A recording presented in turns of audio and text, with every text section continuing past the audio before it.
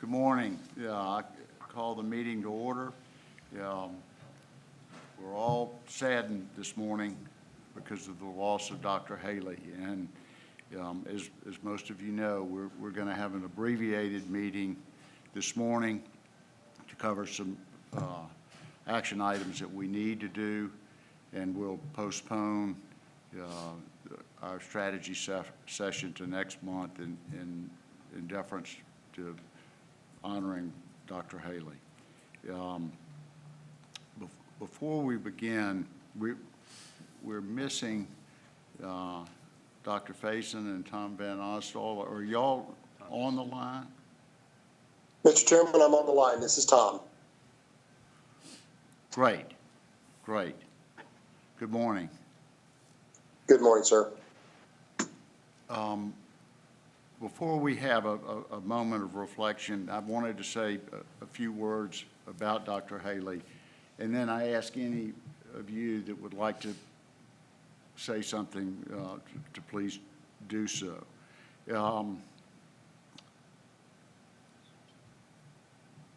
He was a special guy. He was smart. He was a great physician. He was a wonderful family man, a friend, and a great board member. But there was something special about Leon Haley. He was a servant leader, often working shifts at the ICU or in the emergency room, shoulder to shoulder with the other doctors. He took the first COVID vaccine in this city, not because he wanted it for himself, but because he wanted to show this town that it was safe and important to do so.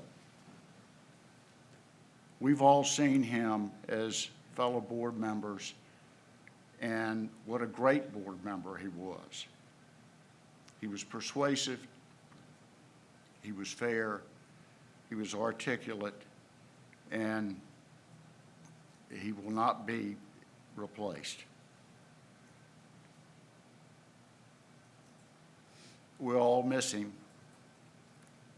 but I think you all will join with me in saying that we were lucky to have had him for a year and a half, because he really made a difference.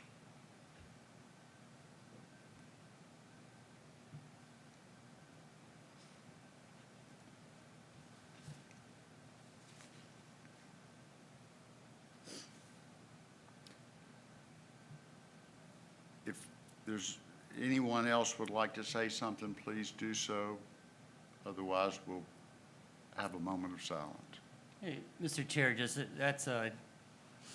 you summed it up perfectly, and I'll just add too that with Leon, what was great, talk about a family man or whatever. Of course, his son, I think, is a professional football player, but he'd also talk about his other son and daughter, and you could just tell family was priority with him. So well balanced, and servant leader, another great capture of his personality. He truly was for this city, for the Florida University Health, all the colleagues he's worked with and folks, they knew that their interest was above his own.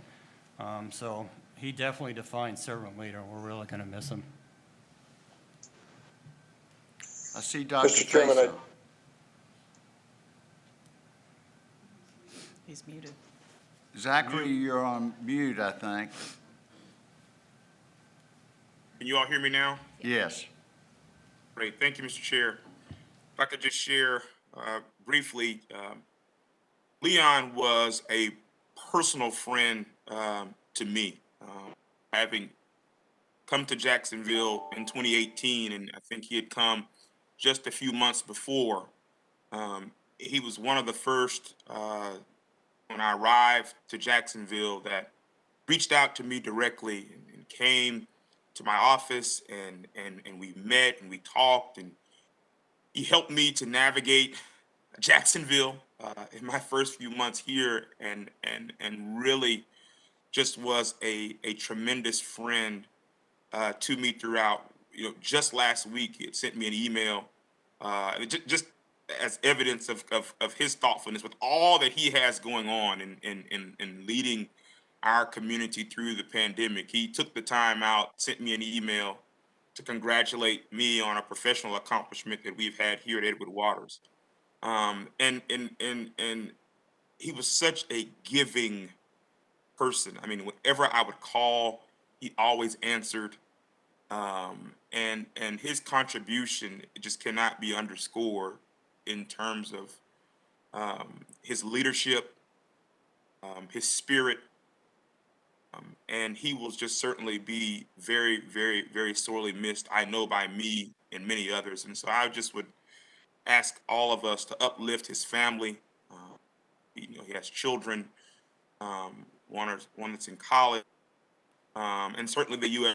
family. I cannot imagine this loss that they're going through, and that we're going through as JEA team members as well. And so the last thing that I will share is it's my understanding that the very last thing that Dr. Haley did on last Friday within the UF hospital was walk the floors and personally vaccinate staff. That was the last thing that he did professionally.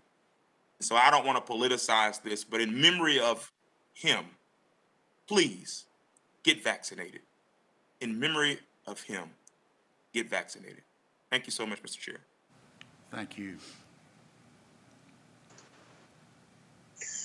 Mr. Chairman, if I may, I would just echo the beautiful words of my colleagues.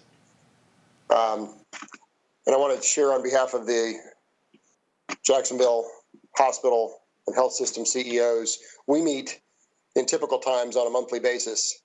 In times when we've got COVID escalation, we're together virtually as often as every day. And that has certainly been the case of late. And that's one of the things that just was so shocking. The call that I received on Saturday, because we had been on a virtual video conference from 4 to 5 p.m. Friday night. And I'll just share that Dr. Haley, as you said, was highly intelligent, highly compassionate, highly emotionally intelligent, highly experienced. He was an absolute gift to the health system and the broader community in Jacksonville, and certainly to the hospital CEOs and our unique collection of individuals that are far more collaborative than competitive. And he was just a gift, a treasure. He brought so much to our team. He brought University of Florida Health much more closely into that group. And together, he was making healthcare in Jacksonville better. He was making all of us better by virtue of having the blessing of serving with him and knowing him. And we mourn him. We pray for his family. We pray for him. We pray for every one of our colleagues at UF Health. And I appreciate Dr. Faison's words as well. One of the last things we did together was the press conference with Mayor Curry last Thursday urging vaccination. And I'd simply want to take a moment to ask that you consider that at this time as well. I can tell you across the city, our hospitals are quite full. And over 96% of the patients that we're caring for are unvaccinated. So in his memory and in his honor, please get vaccinated. Thank you. Thank you, Tom. Let us have a moment of silence, please.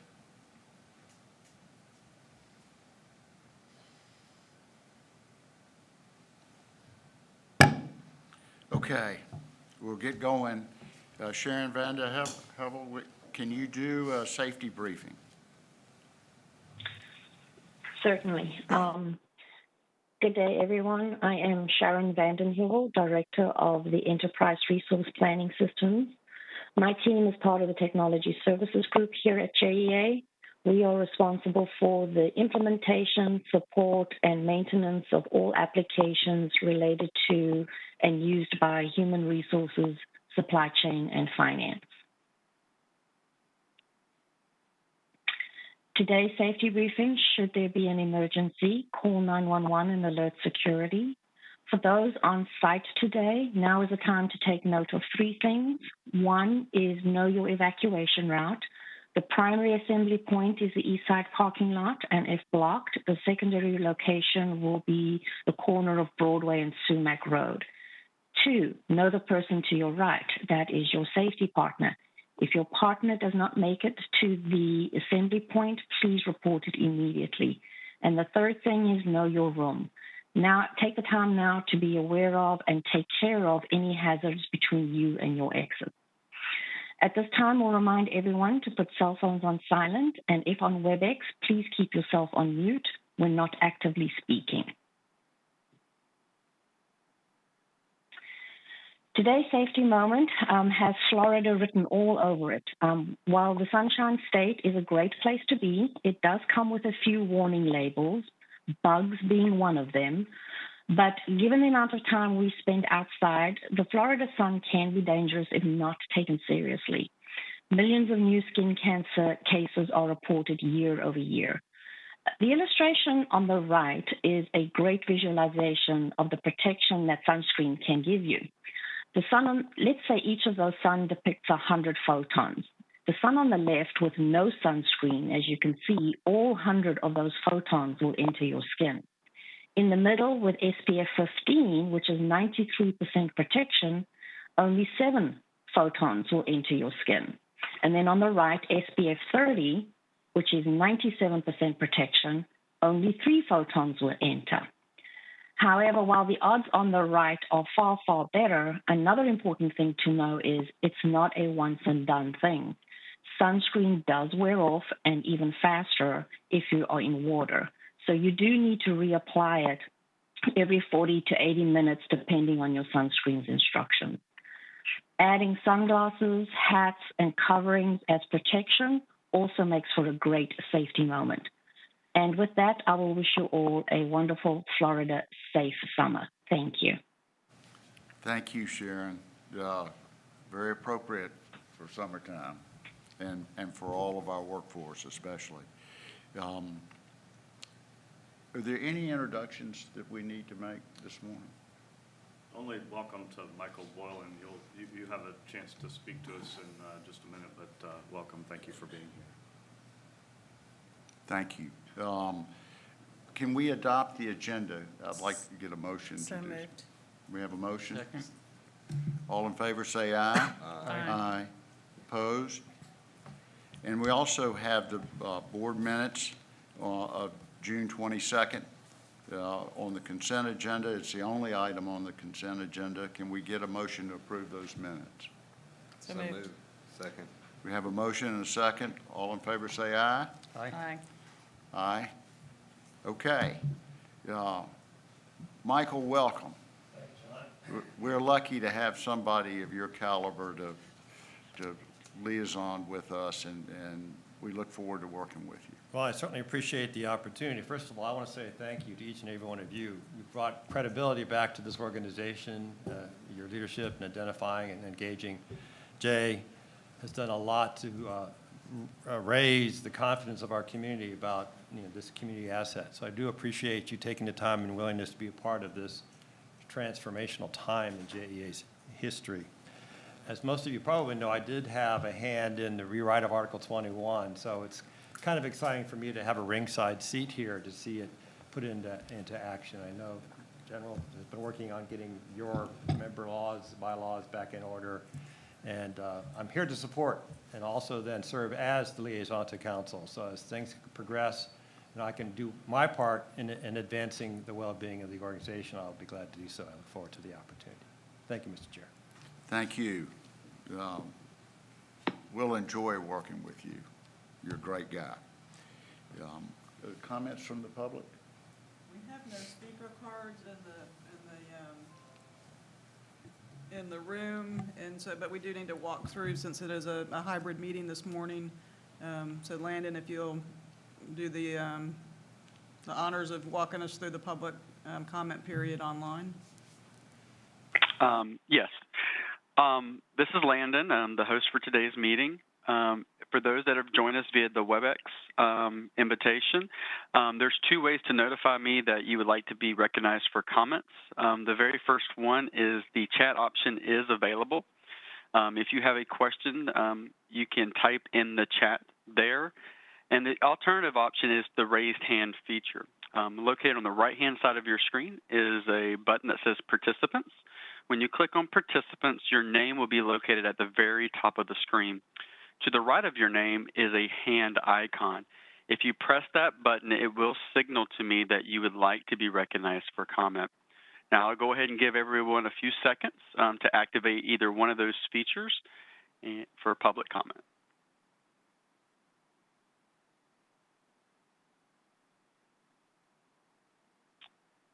Seeing none, Jody, Mr. Chair, I'm going to hand it back over to y'all. Thank you.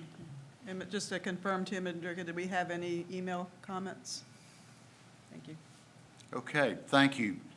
Jay, could you give us a CEO report, Oh, please? well, thank you very much. Thank you to each of you, and good morning. I appreciate the words of remembrance of Leon. This was a hard weekend, but we've been able to spend a little bit of time remembering him this morning. Now, I want to say that I hope that you all know this, but if you are the CEO of an organization and a board brings you to a place, then each of the people that are on that board hold a special place for me personally.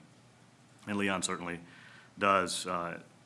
So it's a little bit with heavy heart that we are going about the business that we have to do today. And as you have reminded us, and I don't think, sometimes I would take things out because it doesn't bear repeating, but this one does bear repeating. He was an ER doctor. He took care of people. I don't think it's much of a stretch to think that his job was improving lives and building community just like our job is. Specifically, he was a leader in regards to COVID over the last 18, however long this has been going on. We have at JEA 43 active cases of COVID right now. That is getting close to the peak of when we had back in January, January timeline. And so I think Dr. Faison said this, I'm done with the politics of this too. I think it's time for us. I think Dr. Haley was every day imploring you, and we now implore you all in the community and the employees and contractors of JEA to get the vaccine, take care of each other. I think it is this moment that we can best honor Dr. Haley by doing that. To help support that JEA, we have been working with Mia Jones at the Agape Community Health Center, and we'll be sponsoring a mobile vaccine clinic for our employees and contractors and for the community. And as soon as we have dates and know exactly when that is, we will let people know about that. But we're going to keep on talking about this and stay focused on it. And while our hearts are heavy, and we made the adjustment so our morning agenda is a little bit light, we were going to spend the afternoon speaking about the strategic direction of developing an unbeatable team, delivering business excellence so that we can earn customer loyalty. It is what we do every day. And so we're going to keep on doing that. And we have to somehow figure out how to move on. How to move on not only from a death of Leon, but last week JEA lost a nearly 20-year employee in Tanya Middleton, and we've lost 6 employees over the course of this year. And I think it's important for us to remember that every day people are going through heartbreak, but every day people are celebrating too. And so while we're sad today, we are all privileged to be part of this community, to be part of this JEA team, and to serve this area. So we'll get to our strategic direction.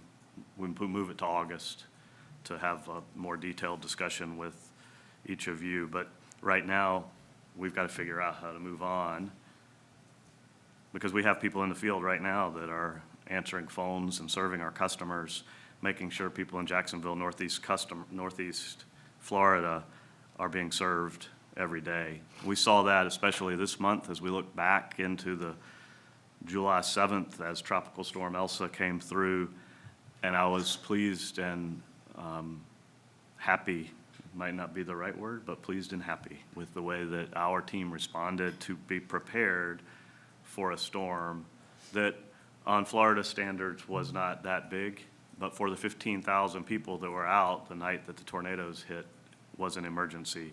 And we had a team of people that were answering calls, that were responding to outages, that were responding to water and wastewater calls and keeping our systems up and running through that storm. We remind each other every day that we provide foundational services to the people of Northeast Florida. We continue to work on filling the leadership team. I'm excited that in August, Ted Phillips will come on board as Chief Financial Officer. Renetta Marshall will come on board as our Chief Operating Officer.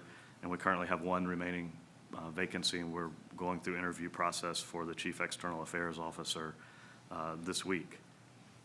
We've talked a couple of times about the early retirement that was offered, and we had 31 people request to take advantage of that. Now remember, we had 31 people take advantage of that. We have 43 people out right now with COVID, so get your vaccine. Last month, we talked about that we were committed to working with an agreement with the St. John's River Management District to financially participate in the Black Creek project, and we'll hear a little bit more. Wayne Young will present that in just a little while. I'm pleased that we made progress on that and we'll be moving forward with that project. The next wave of J.D. Power survey results were recently released, and we'll get into more detail in the future, but we are improving each time with our residential numbers, but the numbers are not what we're coaching to. We're not working towards the numbers. We're trying to do the right thing every day, and the outcome of that are the numbers. The numbers are a reflection of the work that our people in the field and the people in the customer center and all of our employees do every day. We continue to talk about Vogel. It's still delayed, continues to be delayed. It's going to put pressure on our prices and our cost. It will be long-term a good thing for us with the carbon, but it's pressure. We're going to keep on working with MEAG on that. Joe Orfano is going to speak a little bit about our bond offering that we refunded. That was a very good outcome, and he'll get into some details of that. And then one of the topics that we were going to cover in the agenda of the strategy was to talk a little bit more about rates. As you know, we will have a public hearing in August on our rates that will cover several things. A couple of them I want to touch on to be sure you're aware of. The first one is our fuel cost adjustment. We have talked about and will continue to lower our fuel cost adjustment and raise our base rate on electric so that our customers will have a revenue neutral bill. But the fuel cost adjustment, because of the pressure that we're having on our fuel, we're going to make some adjustments in how we approach that. And over the next several months, as we get into June of next year, we'll start switching the fuel cost on a monthly basis. So next month, we'll talk a little bit more in detail about that, make an intermediate change to our pricing policy, and then come back in the first quarter of next fiscal year with a larger change in our pricing policy. The other item that I want to touch on is our capacity fees that we started talking about with the Finance and Audit Committee in March. And we've talked with the Finance and Audit Committee a couple of more times, with the full board a couple of times. Those are the changes that we're making that haven't been changed in 15 years. Our staff has worked with the Northeast Builders. They met with them in April, May, June, July, and as recently as yesterday to be sure that everybody was on board. We've taken some of their comments under advisement and made some adjustments, including stretching it out over 2 years. I'm pleased with the interaction that we've had with them, and we will continue to have with them between now and August when we have the public hearing and ask you all to consider it. I'm proud to be a part of this team, and I know today is hard, but I appreciate the work that you all do as board members to help support us and what our employees do every single day to help support Northeast Florida. I'm happy to answer any questions. I do appreciate also that we made the adjustment on the strategy piece for this afternoon. I think that it was, well, it feels like the right thing to do. We will not stop working on the things that are there over the next few weeks, and then over the next several months, we will be sure to bring that back to you. So, thank you. Questions of Jay? And you have, we don't have any action items on the fuel? No, that was just information to be Okay. aware of. Yes, Okay. thank you. All right, can we have our monthly performance update from Bailey Brunel, please? Good morning, Chair Baker and fellow board members. My name is Bailey Brunel. I am the Director of Facilities and Fleet Services, and I am happy to report out the monthly performance update. Our safety through June, RIR remains historically low and trending well below the industry average. In customer satisfaction, we moved from the 4th to the 3rd quartile on the J.D. Power Residential Customer Satisfaction Survey. The overall customer satisfaction score was higher in the 3rd wave than in the 2nd, and was the 2nd highest overall score for JEA in the last 10 years.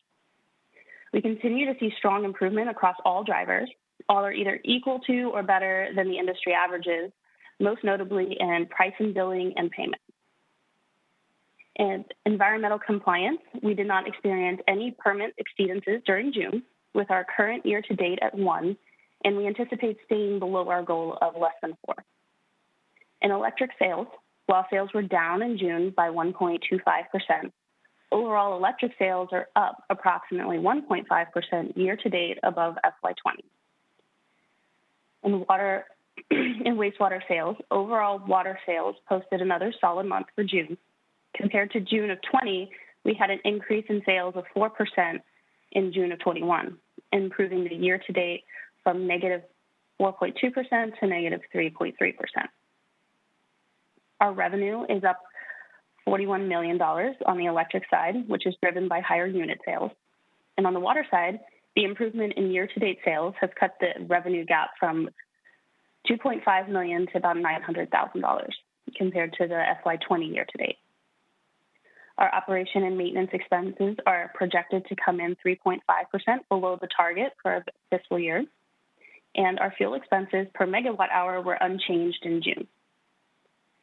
Capital expenses are currently forecasted at $397 million this year, below the targeted $499 million. And this is primarily driven by projects coming in slower on the water side. Electric, water, and wastewater costs are all forecasted favorably, exceeding our cost control goals in each area. Electric reliability overall is performing at or better than target, with the exception of our generation fleet forced outage rate. Although there was a decrease in the month's forced outage rate, we did experience 2 material forced outages at the Northside Generating Station Unit 3 of approximately 33,800 lost megawatt hours. Due to this event and the accumulated lost megawatt hours associated with it, the updated best possible year-to-date outcome is now projected at 3.16%, exceeding the 2.5% annual target. Unplanned water main outages, we experienced 267 customers with an unplanned water outage due to 5 water main breaks this month. We had 5 outages this month that were a result of third-party damage, and this is not included in the metric. And lastly, our pay for performance is currently projected at 3.3% of base salaries. And with that, that concludes our monthly performance update, and the team would be happy to answer any questions you may have. Thank you, Bailey. Great job. Questions? I'll just make a comment. It's, you know, if you look at the customer satisfaction, Jay, I think we've got to do more work on our branding, and I think that could help a lot. I mean, I still keep thinking about 8.5 million vehicles off the road. I mean, there's some branding opportunities, I think, that the community should know about JEA. And that would just be a thought, John, if you look at, you know, the red lines in customer satisfaction. I think that is one of the topics that was on the strategy piece of this that Sheila had, I don't know if you want to add anything about what we're thinking about there at this point. Absolutely. Branding and corporate reputation is still a matter of concern for members of our community. Despite the improvements, the changes that we've made, that still is a matter of concern that's referenced in the customer feedback. So we will continue to promote the good things, the efforts that we've made to improve the service that we provide to customers now and into the future, to hope to recover and separate ourselves from the events of the past. I just think we have a great story, and most people still don't know our story yet.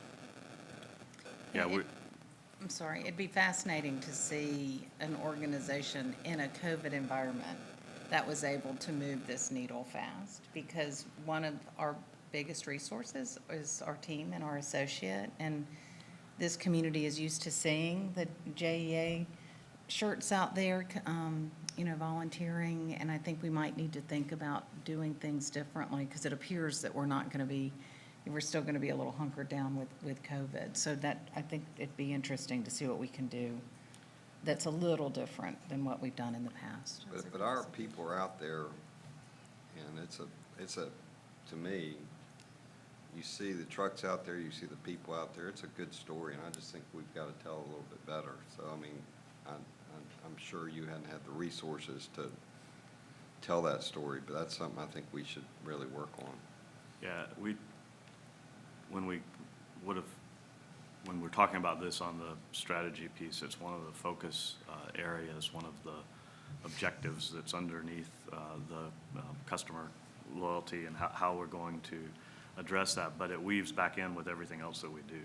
And so it includes even how we're going to address recruitment and bringing people on board, and it is its involvement in the community.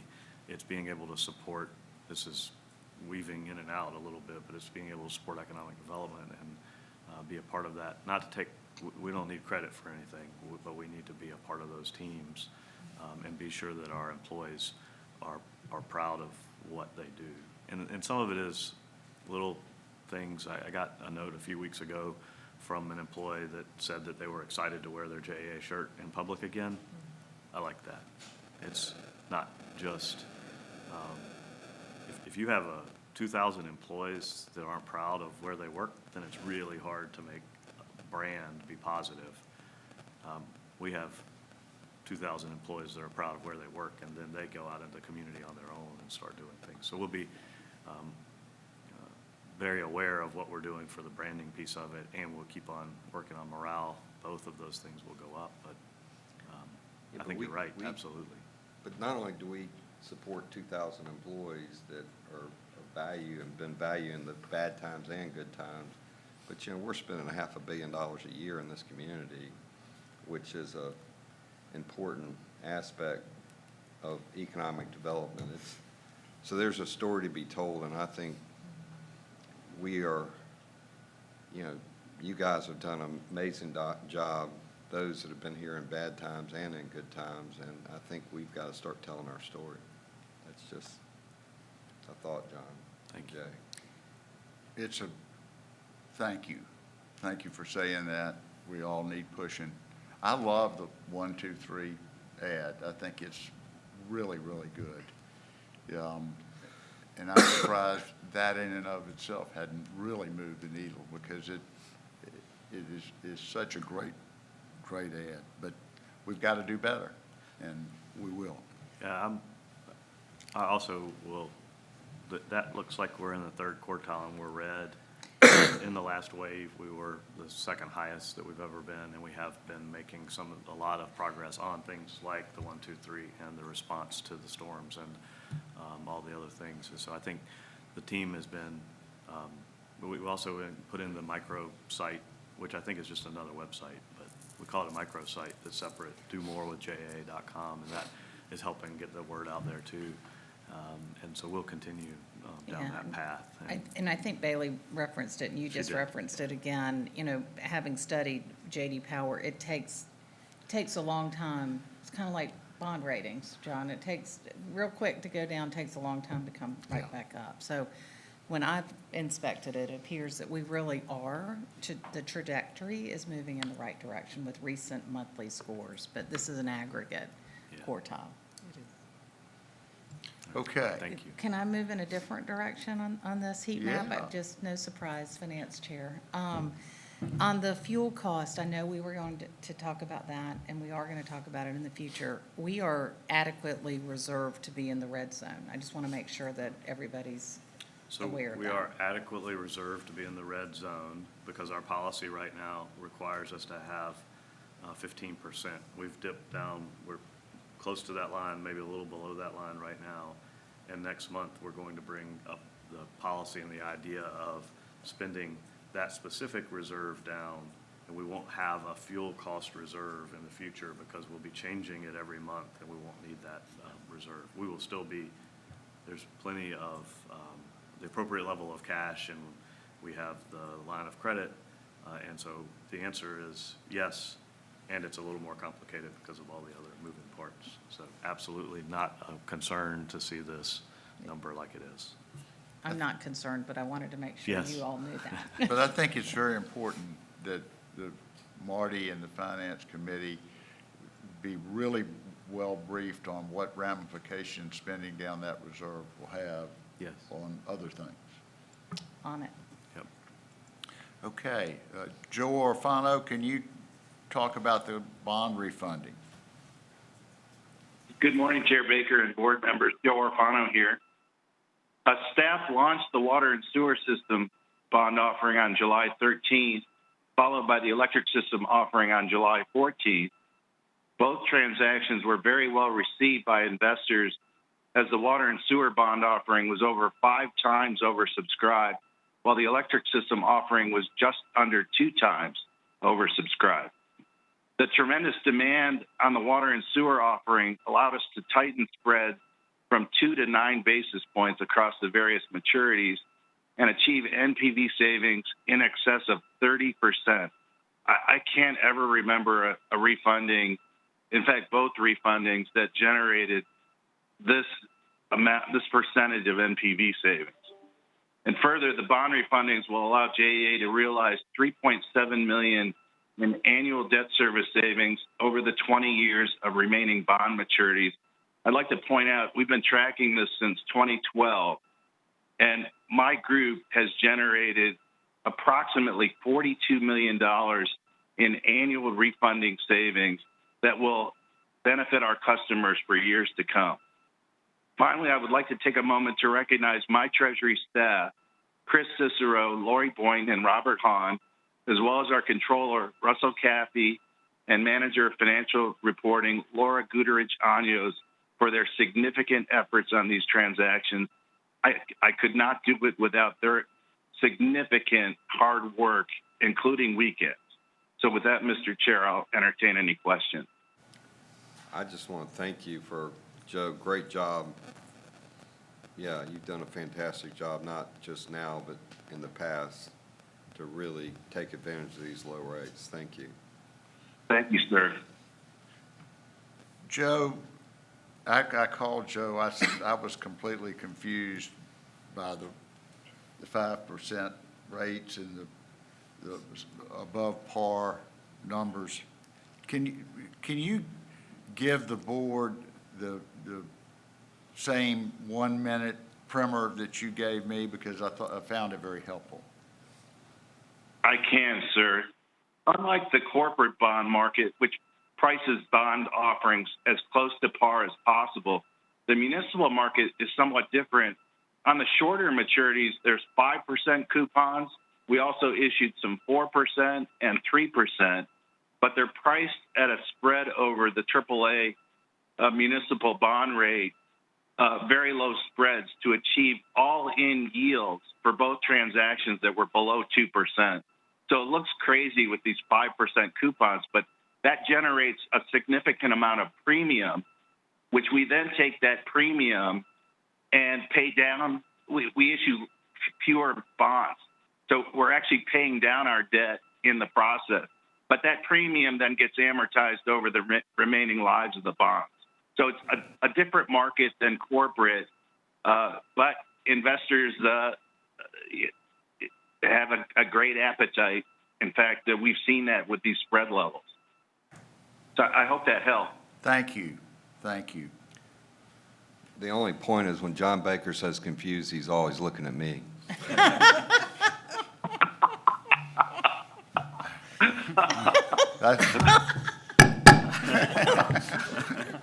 Okay. Wayne, can you talk to us about the settlement of the administrative challenge with the Water Management District?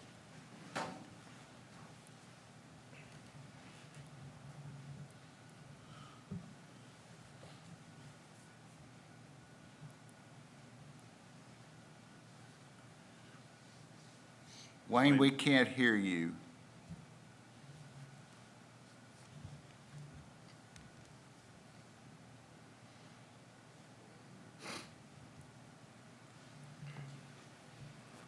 Wayne, you're muted.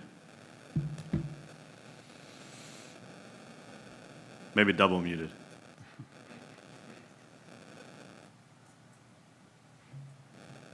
There you There. go. Wayne, are you there? Oh, darn.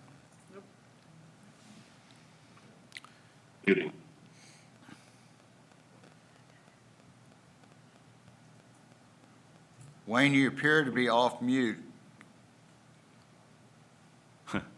Okay, can you just, let's go to the next slide. Wayne, if you, if it works again, then you can jump in and fix what I'm about to say.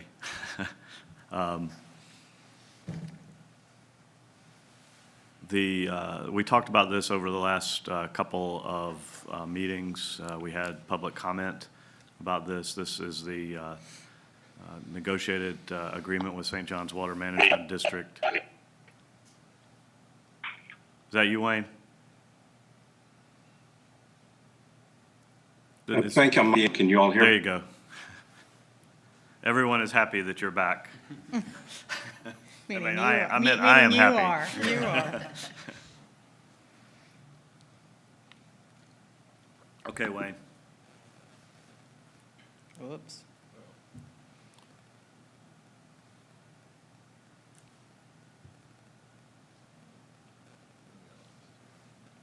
Wayne, you seem to be going in and out. Go ahead, Jay. Yeah, so this is the agreement. We talked about it the last time. Wayne did a good job summarizing what the issue was the last time.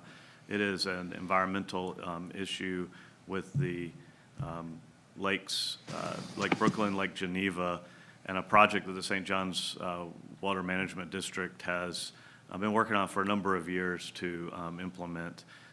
We worked with the other utilities in Northeast Florida and the St. John's Water Management District over the last several months, most recently over the last several months when we got into the details of this. And the group was able to work together to develop an agreement, a participation agreement to cover capital and O&M cost, the O&M cost over the next 20 years that will support the Black Creek Water Resource Development Project.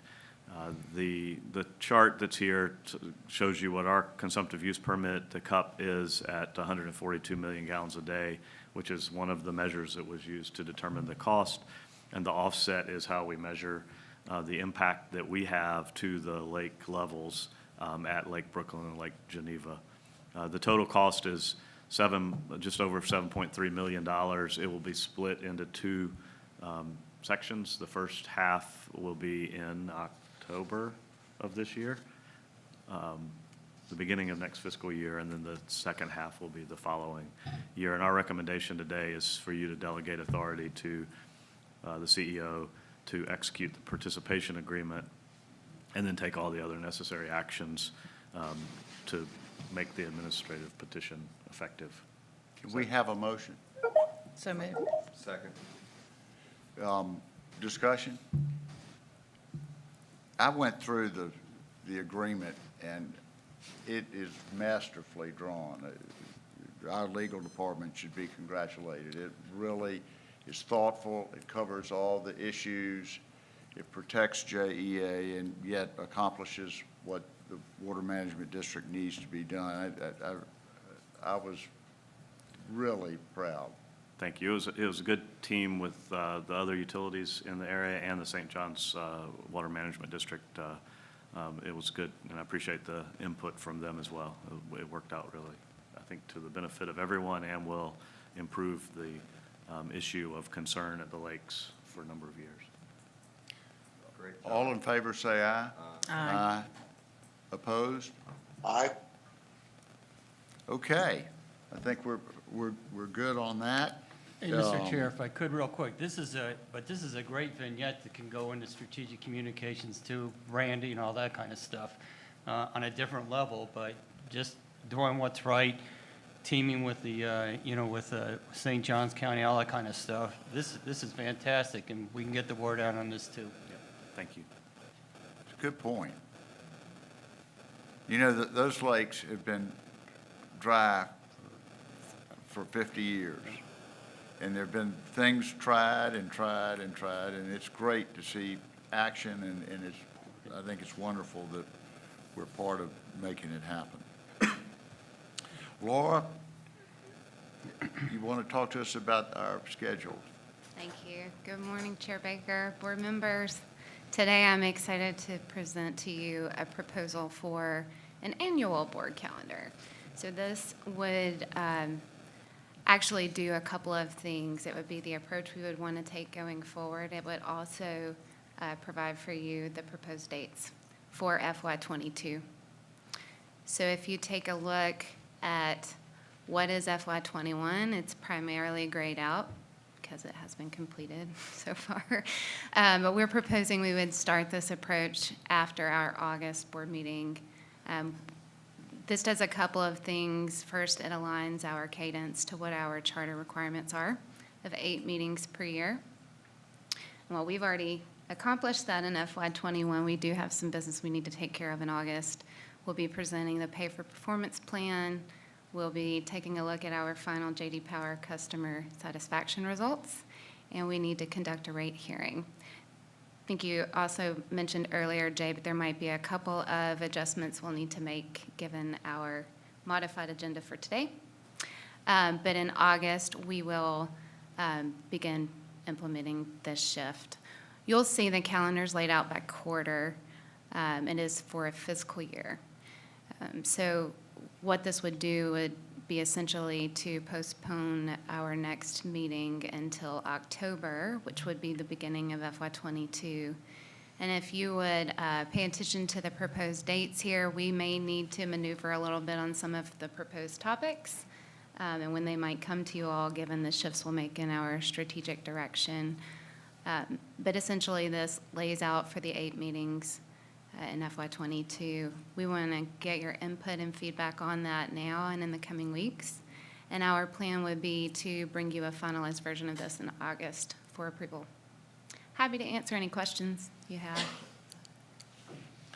We have a minimum of 8 meetings per Michael's handiwork, but we've always had 12 scheduled, and I'm just wondering if it would make sense to get dates down and then cancel them 2 months ahead if that was what was necessary, or are you better off?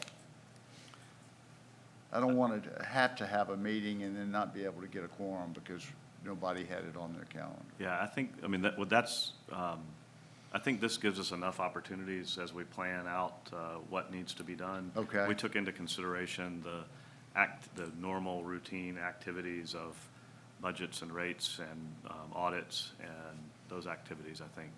So I feel comfortable that this will accomplish what needs to be. Okay, but if we see it coming, We will, yes.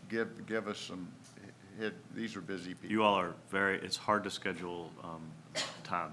I tried that with the strategy retreat once, and that's how we ended up trying to pick a day that was already a meeting. But I think does that feel comfortable?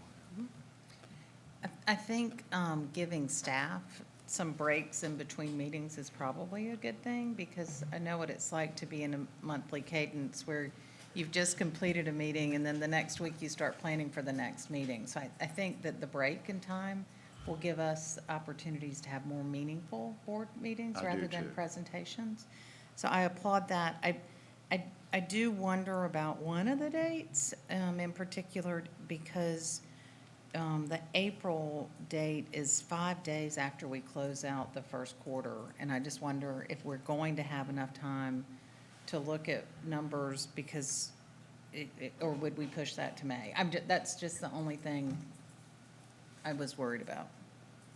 We could certainly look at a different date in April or postpone that review until the May meeting. Good Okay. feedback, and we can incorporate I that. just want to make sure that we have some meaningful conversation about the numbers. Yeah. This also is, the transition to this is not us canceling meetings or not having meetings. This is a different set of meetings. And so what we'll have to do is figure out how we're reporting the right things. We have historically reported monthly numbers. It may be that we get in more detail on a quarterly basis. And there's, the other thing that's not on here are, at least I don't think, are the committee meetings that would go along with this. And so we'll be able to do important work through the committees as well. Perfect. Good And one of the point. things I mentioned to Laura and Jay is getting at these meetings people that are best in class or understand what is happening to our industry or what's happening. Because we have two distinct different businesses, water and sewer and electrical, and getting up the learning curve of what people are doing would be helpful to me. I think that's a good idea, and it's something we ought to really try to focus on. Yeah. We're all not experts in water and sewer, and the more we can be taught by experts, including you, the better off we are.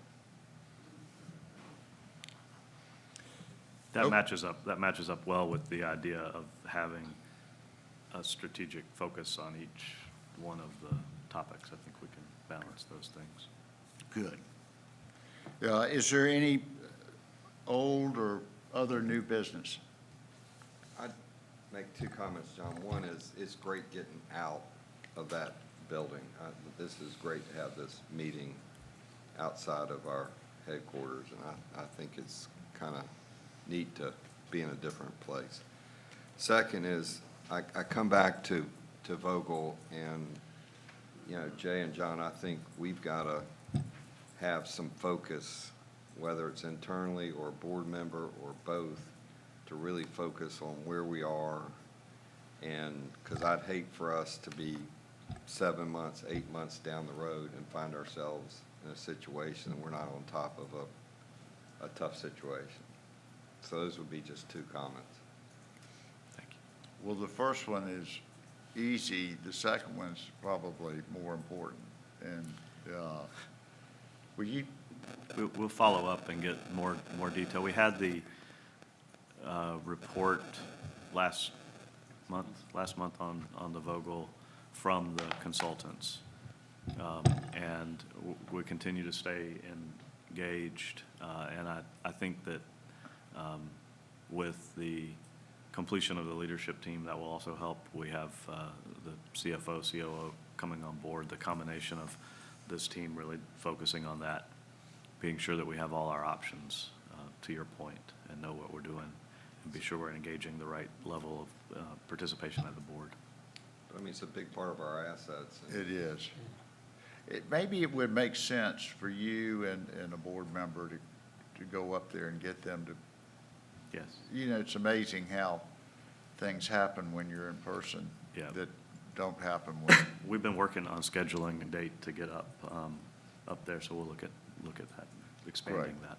Excuse me, Mr. Chair, not to beat a dead horse, but getting back to that, that was a great presentation we had last month, but from what I was hearing, the fact of where their program management for this whole project is still going with,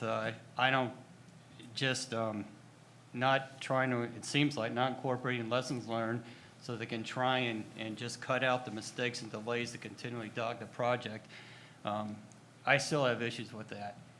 And I got it. It's a tough thing. Building a nuclear, these units are tough and all that, but when you have program managers who are supposed to be keeping us up to date on where the progress is going, and maybe it's just me, but we shouldn't be blindsided by delays. We should know well in advance, and to me, it just seems that we sort of get blindsided, so I'm wondering, what the heck are these program managers doing?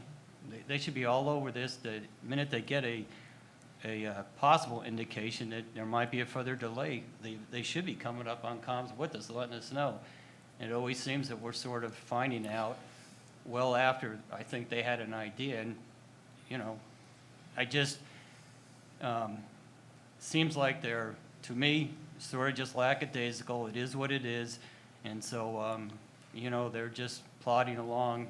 And I'm not really sure that they understand and appreciate our concern, our patience with how this thing has been going on. And maybe we need to send them a message, you know, get more attention to detail, be proactive, and let us know what's going on minimally. Just one, common respect. Number two, sort of showing that they know what the hell's going on. Well, the big thing is, you know, Southern companies, you know, interests are different than ours. They can put this in rate base. We, you know, it's a different thought process, but I just think this is a big, important piece of what we're doing, and the more attention we can give it, Mr. Chairman and Jay, that's I think it's important. Okay, we'll take that to heart. I think that's a good point. Is there any other open discussion anybody would like to have? I want to thank the team here. I know it's hard to react to we're having a meeting and a full-day session. I mean, they were so gracious with their welcome this morning and all the treats for us to eat. And I know they had a lot planned for us this afternoon. So I think it was the right decision to delay our strategy. But I want to also thank the staff here at this location for making us feel so welcome. Are we going to be here next time or back in the building? This is the first moment that I've considered that question. Okay. We will let you know. Well, it's a rate hearing, so we need to make sure Oh, that yep, it's we will be well back. noticed. We will not be here. We will be at our normal site. Thank you. We don't want to feel like people don't know where to find us for a rate hearing. Why not? You got me confused now. That was a joke. Thank you for clarification, Jody. Okay, there is no chair report. If there's nothing else to come before us, we're adjourned, and thank you all for being here. Tough day. All right, thank you. Thank you. Thank you.